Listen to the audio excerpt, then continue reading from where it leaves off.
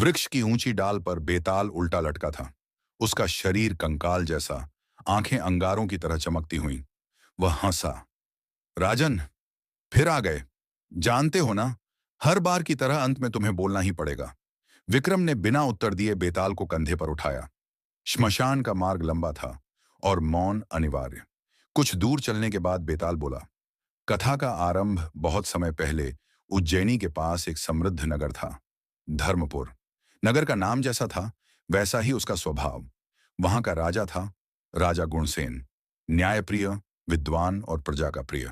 राजा की एक ही पुत्री थी, राजश्री, रूपवती, बुद्धिमती और धर्म ग्रंथों में पारंगत। राजश्री बचपन से ही कहती थी, पिता, मैं ऐसे पुरुष से विवाह करूंगी जो धर्म को सत्ता से ऊपर रखे। राजा मुस्कुराते, पर मन में चिंता रखते। 3 मित्र धर्मपुर में, 3 बालक साथ पले बढ़े। अमित, गरीब ब्राह्मण का पुत्र, पर असाधारण बुद्धि वाला भास्कर, सेनापति का पुत्र। वीर और पराक्रमी चंद्र, व्यापारी का पुत्र।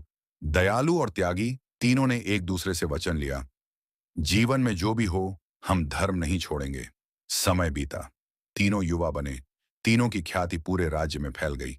राजा की घोषणा राजा गुणसेन ने घोषणा की, जो भी मेरी पुत्री राजश्री से विवाह करना चाहता है, उसे केवल बल या धन नहीं, धर्म की परीक्षा देनी होगी।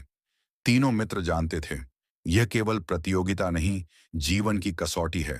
पहली परीक्षा, सत्य। राजा ने कहा, एक निर्दोष व्यक्ति पर चोरी का आरोप है, न्याय करो। अमित ने शास्त्र देखे, साक्ष्य परखे और सत्य उजागर किया। भास्कर ने कहा, सेना से जांच कराऊंगा।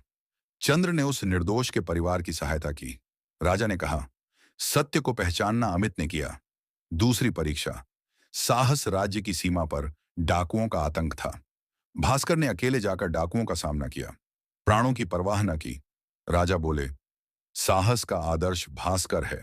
तीसरी परीक्षा, त्याग। राजा ने तीनों को समान धन दिया और कहा, इसे अपने लिए नहीं, दूसरों के लिए उपयोग करो।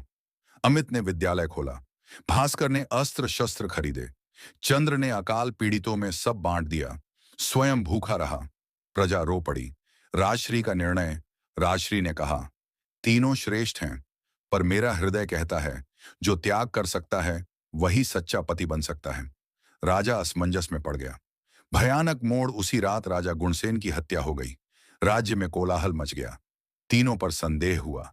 भास्कर के पास शक्ति थी, अमित के पास बुद्धि, चंद्र के पास धन। राजश्री टूट गई। सत्य का अनावरण जांच में पता चला। राजा की हत्या राज्य के मंत्री ने की थी, सत्ता के लोभ में। मंत्री ने स्वीकार किया, मैंने सोचा था धर्म से राज्य नहीं चलता। उसे दंड मिला।